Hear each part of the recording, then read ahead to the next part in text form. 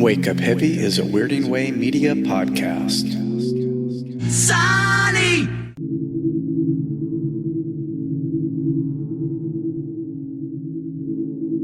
Welcome to Wake Up Heavy, the world's greatest horror movie podcast. In this episode, my weird dad will be talking about I Dig a Pygmy by Charles Hawtrey and the Deaf Aids. Phase 1, in which Doris gets her oats.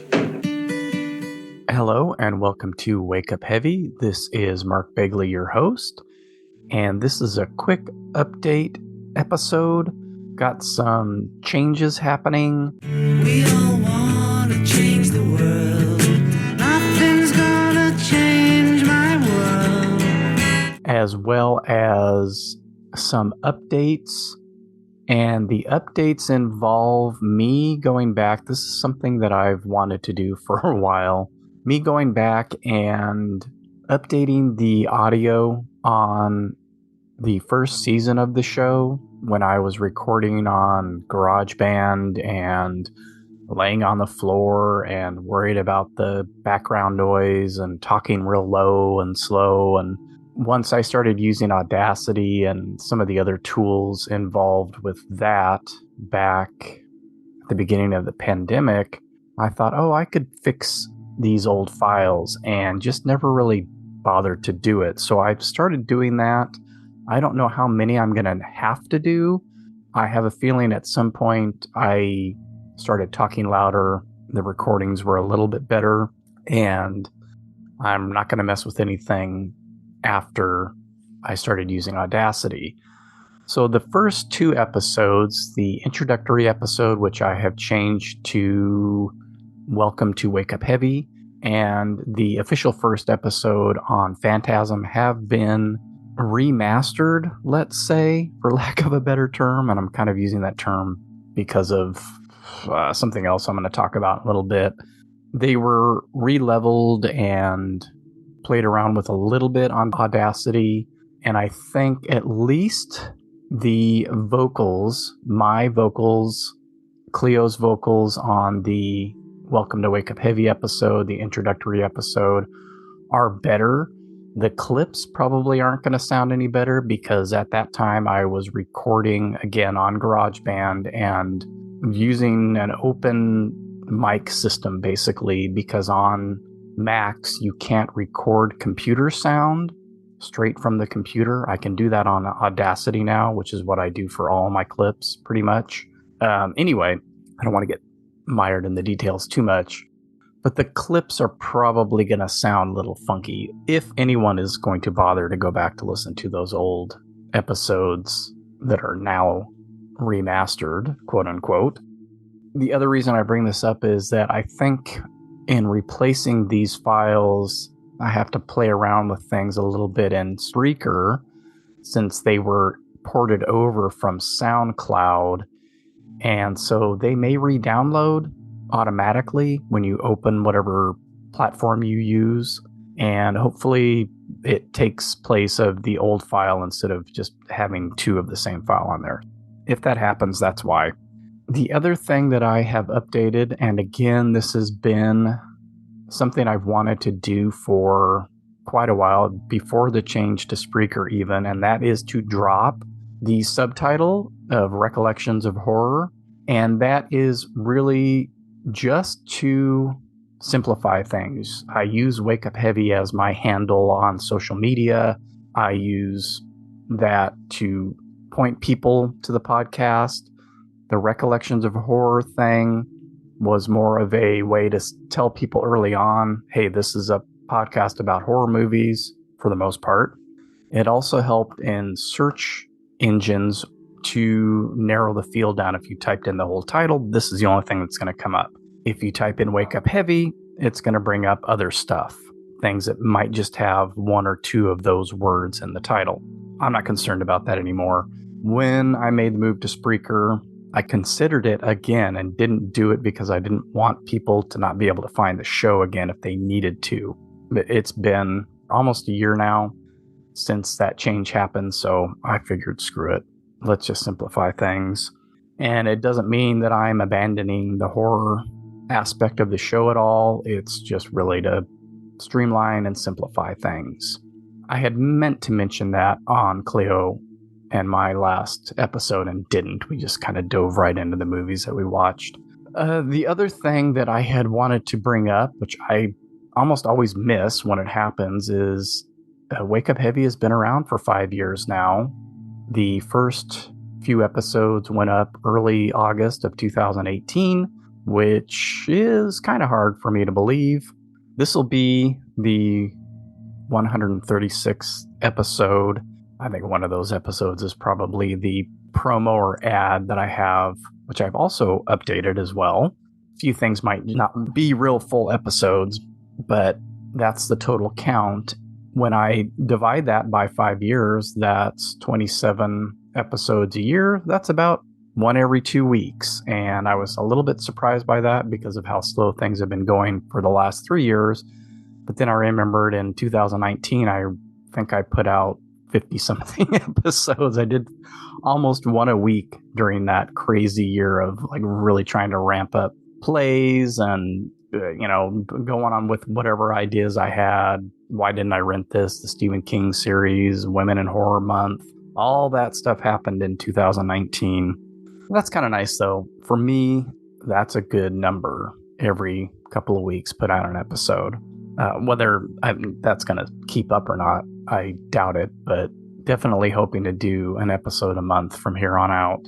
Also, at some point, which I never quite mentioned because I'm not as obsessed with numbers and things, and the Spreaker change ended up having a lot to do with that, and the way that they track plays is way different than SoundCloud, and sort of talked about this on the Welcome Back Vaguely episode, where I think that a lot of the erroneous plays, just false starts from SoundCloud, doesn't happen with Spreaker. You have to listen to a decent portion of the show for it to process as a play, which is nice in a way. It keeps the numbers from being too bloated and incorrect. So I did at some point, probably within the last 3 or 4 months, hit 30,000 plays. I used to announce that over on Instagram. I made a little graphic that had 15K, 20K, 25K. It's a little bit harder to keep track since the plays are split between the old account and the new Spreaker account, but I did realize, oh yeah, I was pretty close when I jumped over, so it had to have happened at some point, and it did. And we're approaching 31,000 plays as I speak. May even hit it today, only 2 plays away. The other change that may or may not happen, and again, something that I've tossed around in my head, especially since I lost Brian Taylor back, pretty early on. I think he stopped doing player images for me when I was still in the first season of the show, maybe had gone to the second season, and the seasons were all jumbled up then. Now I'm just kind of doing a year as a season. So once he jumped ship and I started doing the player images myself, that big Wake Up Heavy graphic that takes up a good part of the left side of the image, I considered moving it. I considered shrinking it. I've played around with that a lot and never really liked the look of it in any way. I like that it's that big. Part of it was based on how the SoundCloud players were presented on my website. That's why they were positioned the way they were. And it's become kind of silly because most images for movies or posters aren't square, for one thing. And then a lot of it has to be shifted to the right to avoid that big graphic. Thought about just putting the logo in one of the corners. I may do that. I play around with it and then I miss that big logo. So if anybody has any suggestions about that, a lot of places don't even do anything like that, but I liked that it was different. I like that graphic that he created of that sort of EC comic retro lettering. But I realize that for a lot of the images, it makes it kind of funky. The dimensions are wrong for whatever image from whatever movie I'm using. Sort of works okay when I use an old VHS box that's been folded out. I like the look of that, but that may change as well. if I ever find something that I like. For example, for this episode, the construction workers image that I'm using, I tried it both ways, and that one with the big Wake Up Heavy logo looks better. I may change it, though, to have the little master logo in the corner and the title of the episode on there as well. Who knows? That was Can You Dig It by Georgie Wood. And now we'd like to do All the Angels Come. I don't really have any movie watching to discuss. Cleo went back to school on the 21st, which was just last week. And the only thing that I watched last week was the Beatles Get Back. A surprise audience that might get tomorrow, or I haven't got it yet. I just thought I'd let you know. Thank you. Well, he's going to sit here silent. So, no, I'll tell you about it. On Disney Plus, I watched it twice, and I am just at the start of a third watch of it. The only other thing that I really watched was in relation to that, and because of that, something that I haven't seen in a long, long time was The Magic Christian with Peter Sellers and Ringo Starr. Sonny! That's discussed in the Get Back documentary. It's one of the reasons they have to move out of Twickenham Studios because they're getting ready to film Magic Christian there, or parts of it there.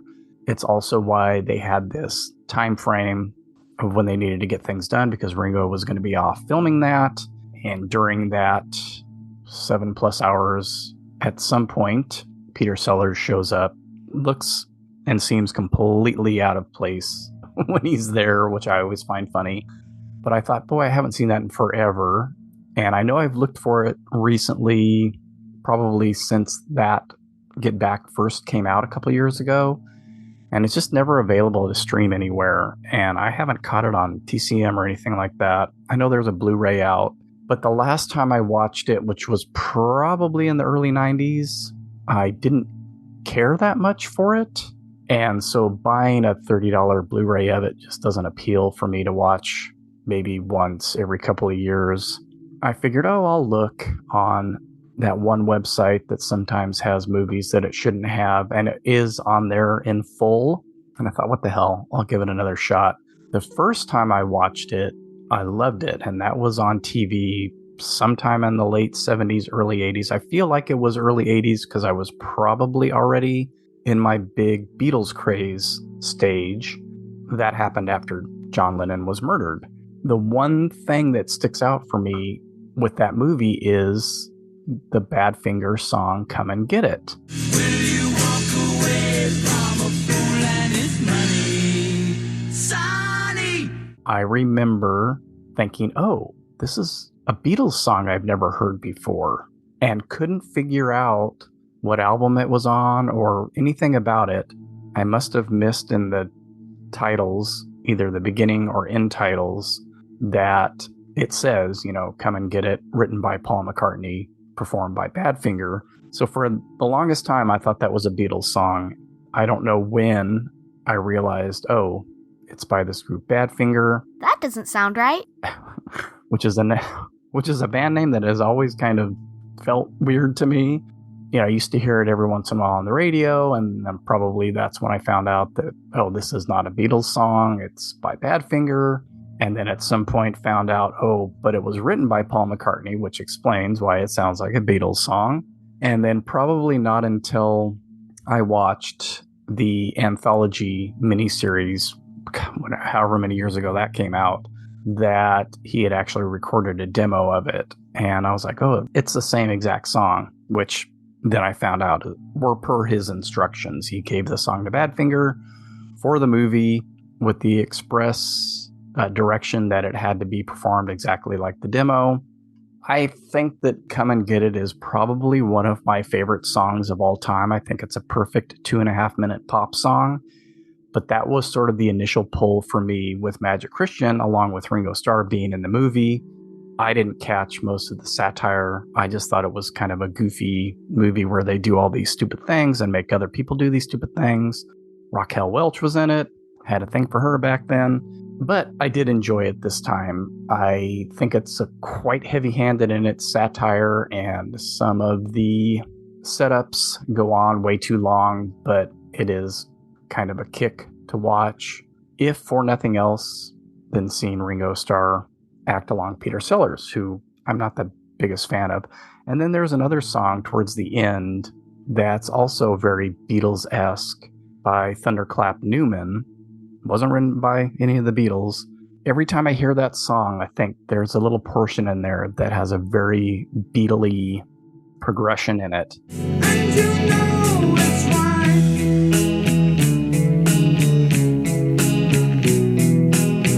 But Come and Get It is a song, this is how I quantify it in my head, is a song that when it comes on in the car, on my phone, or any other time I'm listening to my music on shuffle, I never, ever skip it. I could listen to that song probably 10 times in a row and never get tired of it. Part of this also came up because I found something recently due to all this Cambridge and with Sean diving into childhood obsessions. I found something that I never thought I would find that had to do with my Beatles obsession when I was a kid. And so I figured, hey, 7 hours of Beatles talking and singing and creating these songs, and songs that I didn't know were that old, that they were demoing and trying out back then. A lot of Paul's songs, Teddy Boy and Backseat of My Car and John's Give Me Some Truth and Jealous Guy all sort of had their kernels planted back then. George's All Things Must Pass. Yeah, so if you haven't checked out Cambridge and with Sean, go check that out, because you can hear me talk about a little plastic rock ball that I was obsessed with 45 or more years ago that I finally tracked down. And then this Beatles item is another thing, probably be on the next episode that comes out in October. The last thing I wanted to bring up is that I finally managed to get the Black Christmas episode that I was on for the projection booth back in December of 2021.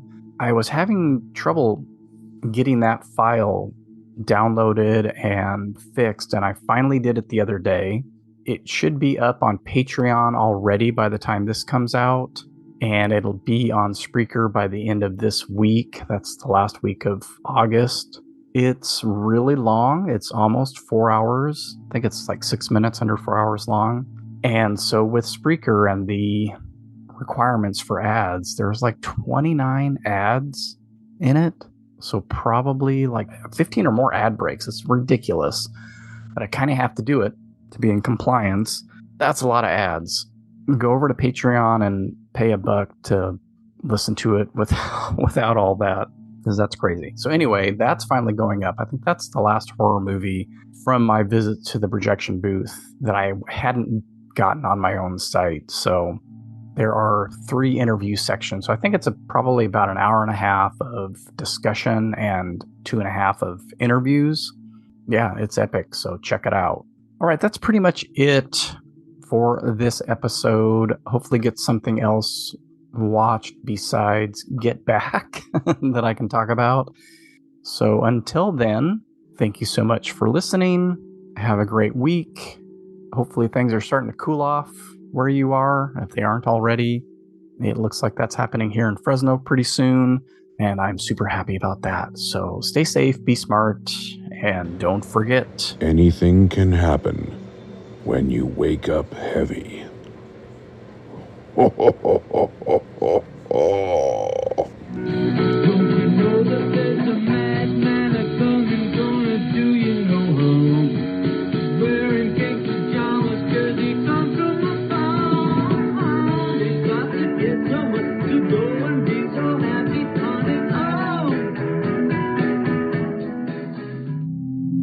Wake Up Heavy is a Weirding Way Media podcast.